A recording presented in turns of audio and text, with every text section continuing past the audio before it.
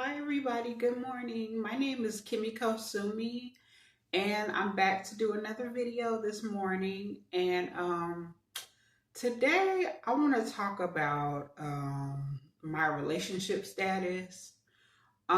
Basically, I want to start by saying I've never really truly had a relationship with anybody. Um, and if you would call it a relationship, it only lasts the relationship that I did have that was supposedly a relationship. It only lasted the longest one that I've ever been in, if you would even call it a relationship. It was only a year. And you know what, y'all? The whole time I hadn't really seen that guy in person that many times. I probably had only seen him in person like 5 to 10 times, y'all. Cause I was so shy and I had social anxiety and I had depression and I was really insecure. So like when he would want to meet up with me, I would always make up an excuse and I would lie a whole lot, to get out of meeting up with him. I was just okay with just talking behind the phone. I had met him in person, but I saw him in person. It wasn't like I met him online and we were just talking or whatever. But like I was afraid of his criticism and stuff, but you know what? I mean, even if we had, I believe that even if we had seen each other more than 5 to 10 times, that relationship wouldn't have been good at all anyway. And I'm not going to go into detail right now about that particular relationship, y'all, but it was some bullshit anyway. It was going to be some bullshit anyway. So that's why I try not to like dote on myself or put myself down about that relationship, because for a long, well, now I don't, but for a long time I was blaming myself for why it failed. But it was good. It was like inevitable. It was gonna fail anyway. And all of my relationships, that I've been in, which were really like karmic situations, they never really like got off the ground.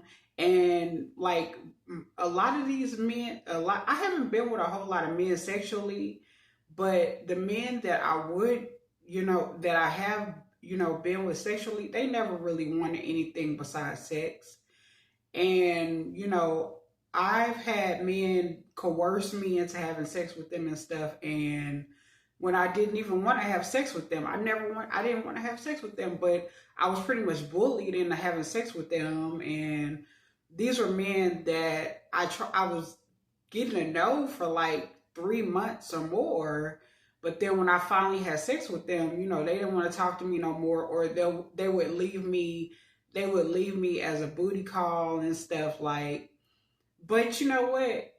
Looking back on those situations right there, besides the one dude that I was supposedly with for a year in a relationship, the other guys, I think that it was my fault in a lot of ways, because I didn't want to talk to them on the phone, like, actually call them and hear their voice and they hear my voice. I would just want to text them and stuff like that, right? Because I wasn't comfortable in my own skin. I wasn't comfortable expressing myself, through my voice, because I don't have the best voice in the world. I'll be the first one to tell you that. My voice is not that cute. It's actually deeper and it's nasally and stuff, but I have come to accept my voice for what it is. It's just what it is. You know what I'm saying? Like everybody has flaws, y'all, but anyway, and it's something that I can improve upon. So I'm not really concerned about it, y'all. But like, and then like with the guys that I would be talking to, I had gotten to a point where I just wanted to text men, and they would always say, "Well, can I call you? Can you call me? I want to have a conversation with you. I don't like texting." And I would like I would get really afraid, because during those times, like I say, between um the ages of 18 years old, no, I take it back. From the ages of 17 years old to 26 years old, I had social anxiety. and I had just got I had been diagnosed with, I had just got diagnosed with social anxiety, bipolar disorder, and depression at 18 years old. But I knew there was something wrong with me at 17, and even before 17 years old, when I was in school, from elementary school on up to high school, the teachers and people were already saying that I had a mental illness then, but I didn't pay attention to it, and I kind of brushed it off, you know. But I didn't take my mental health serious enough until I was 18 years old. But I started to notice at 17 that I was starting to change a lot more. Like I was antisocial. I was afraid to talk to people. When I would go to work, I would like be nervous and like just like looking around and scared and jumpy all the time. And I didn't know what was wrong with me. I just knew that I had started to fear people by 17 years old. 17 years old, when I was 17 years old, I just started to fear people. It was very scary for me. And then at 18 years old, my mom finally convinced me to go see a mental health doctor. And you know what? That I'm glad that she encouraged me to do that. And it's funny because when I first got diagnosed with bipolar disorder, social anxiety, and depression, um, the therapist, I think she was a therapist at the time, she actually diagnosed me as being schizoaffective at first, and that was actually the correct diagnosis. But I was like, no, I'm not a schizophrenic, because the reason why, and I know my thoughts are all over the place because I am a paranoid schizophrenic, y'all. I'm a paranoid schizophrenic, and my thoughts are all over the place. They're very like, scattered, and I understand that. That's why I prefer to type, because it's just easier for me to like have enough time to think of a paragraph and put it together and make it make sense. But anyway, back to the little conversation that I had with the little therapist when I was 18. My mom was sitting there too. I remember my mom was telling the therapist, yeah, my daughter, Kimiko, she put sheets on the windows. She covers up the windows with sheets because she says that she doesn't want people to look at her in the apartment. And we're way upstairs, so nobody can really see her through the window. But she puts up curtains and stuff, and I was doing that. I was putting up curtains. I would put like 2 or 3 curtains up because I felt like I was being watched all the time. And so the therapist at the time, the therapist, psychiatrist, whoever she was, I think it was a psychiatrist. She diagnosed me as being schizoaffective at that point in time. And then she broke it down for me what it meant. It meant schizophrenia with bipolar disorder and depression together. But I was like, no, I'm not a schizophrenic. I'm not a schizophrenic. I didn't agree with that. And I kept that diagnosis. But then maybe a couple of not years, but a couple of months down the line, I started going to a new clinic for the community that I had currently lived in, because I had moved by then, so I had to go to a new clinic. Anyway, at that new clinic, I saw a psychiatrist too, and he was a male, and he diagnosed me as being bipolar with depression, but he didn't say anything about schizoaffective disorder. And I think I tried to tell him about my social anxiety, but I noticed that clinic, they would brush it off a lot. Like they would brush my social anxiety off a lot. Like it was not even something that it seemed like that they were even really treating or anything like that. But anyway, I knew I had social anxiety. I know now that I was right. I had social anxiety and I had developed agoraphobia. But anyway, back to the dating part, because I'm going all off into my mental illness right now. Because once again, I'm a paranoid schizophrenic, y'all. But anyway, so the men that I would meet in from the ages of 17 on to 26 years old, I would be too scared to even have a conversation with them on the phone. And I had my part to play into why they dismiss me as a potential relationship and stuff.